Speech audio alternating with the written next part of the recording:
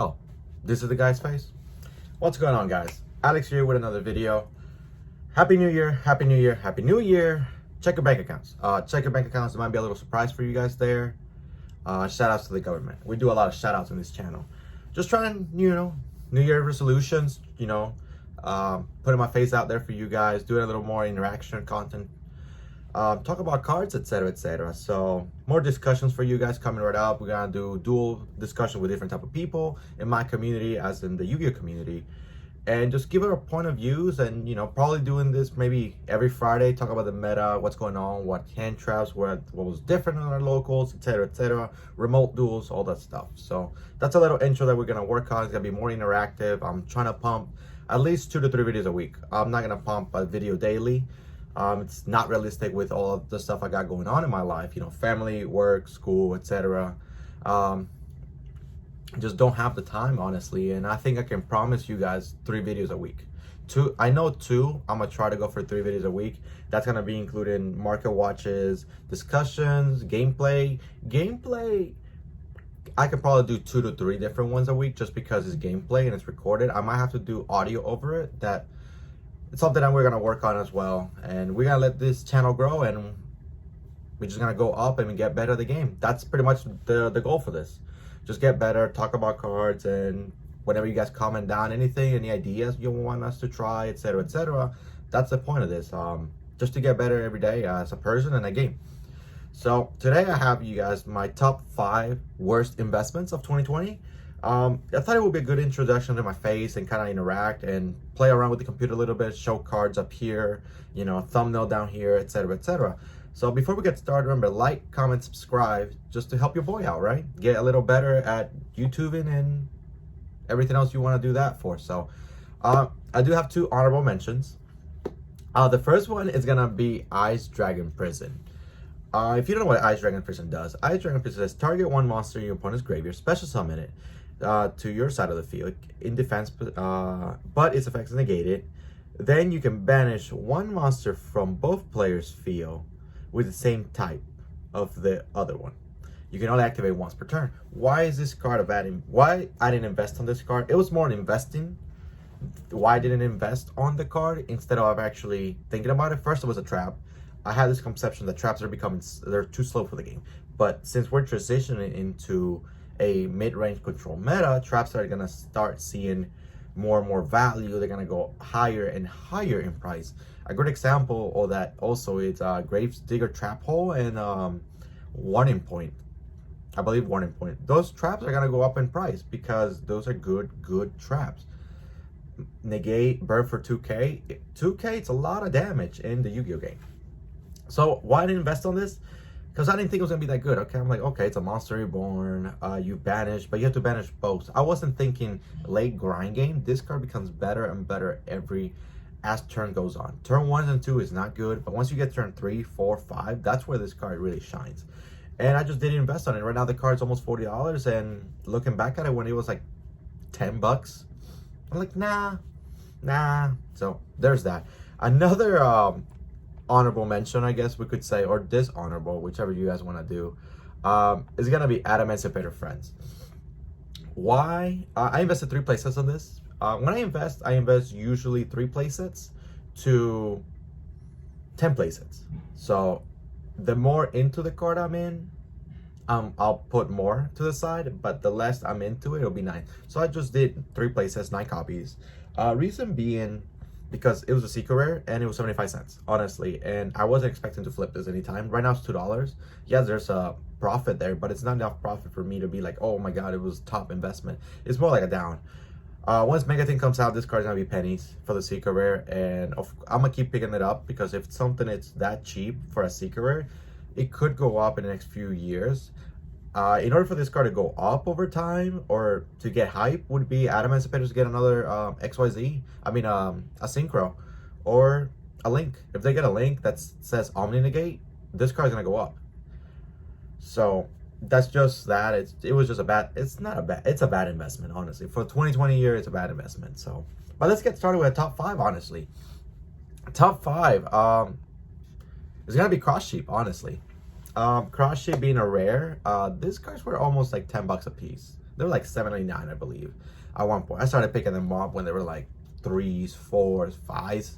I even started trading when they were at 7. So I had a good amount of, I had maybe a page. So 3 places of it, of the rare, just, oh, this card's gonna be good, you know, shadows are being meta, future, you know, future ritual decks, you know, etc., etc. And then you're like, wait, they're gonna be reprinting the OTS pack, you know, I sound like Wolf Stream. I was like, yeah, but it might take a little bit. It can't be this one coming up. At that point, it was maybe 12, I believe, when Cross Street was around. And you're like, no, it's not gonna be 13 because it just came out. They have to sell it.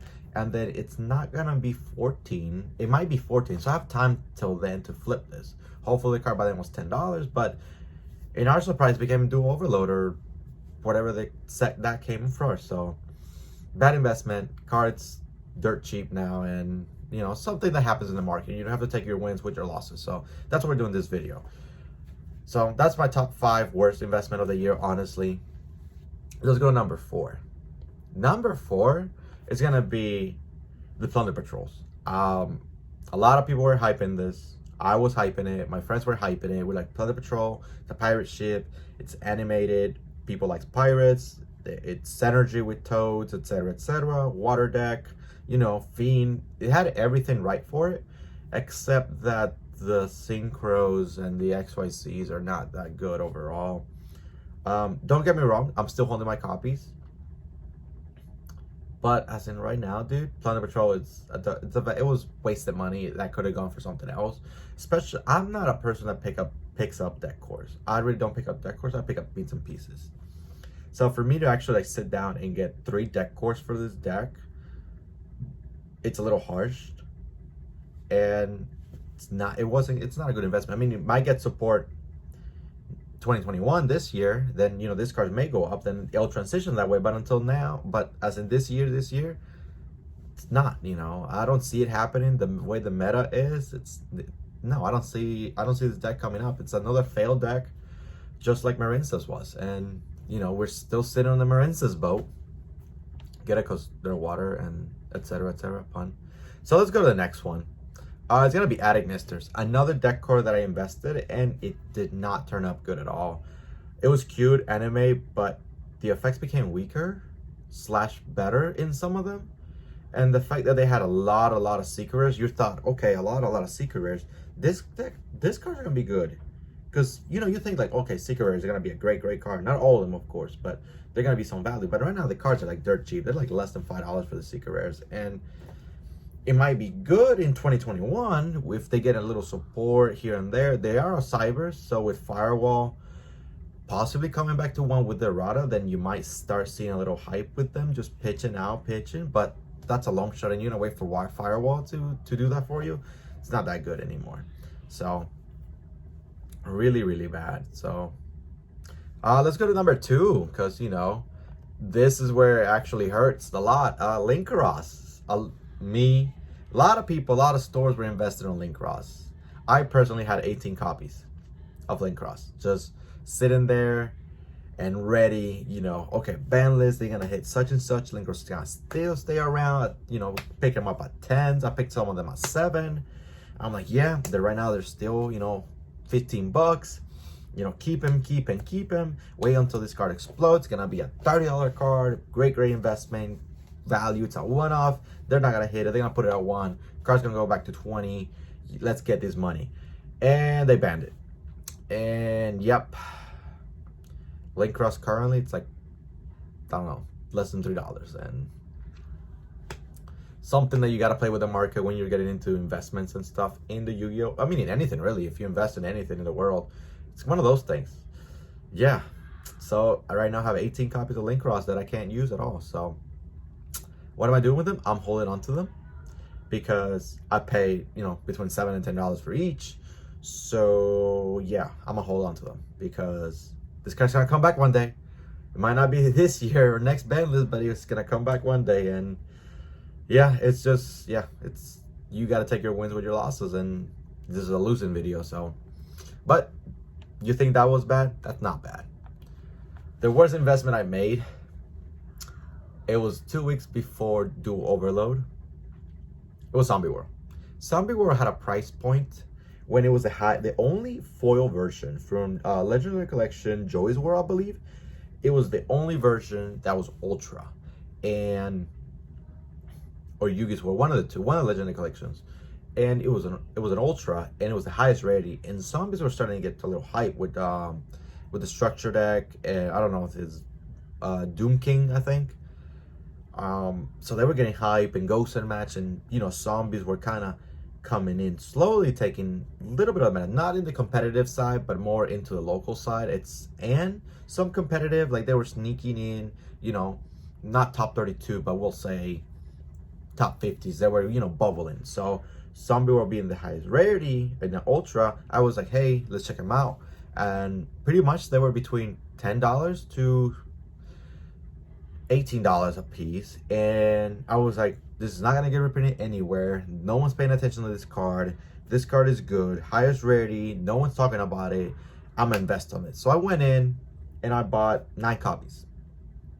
So you can say I bought copies from $10 to $17. So pretty much the first page, almost the second page, I pretty much got bought out. After whatever I bought, zombie was sitting at $25 to $35. So I was like, okay, automatically right now we're good. I'm getting my stuff. A week later, got all my cards. And then I think I got my cards Wednesday, and then Do Overload came out Friday. Thursday, or the full spoiler came out one of those days, and Zombie World was in there. And I was like, yeah. Zombie World Ultra right now is sitting at $3 or less. Yeah, so that happened, and we're sitting here with a whole bunch of Zombie Worlds that I paid premium for it, but not good investments. But you gotta do what you gotta do, right? So if you stay this long to watch this video, like, comment, subscribe. Shout outs to Chaotic Meatball for helping me introduce my face to you guys and do something a little better. And hopefully this video is kind of good for you guys.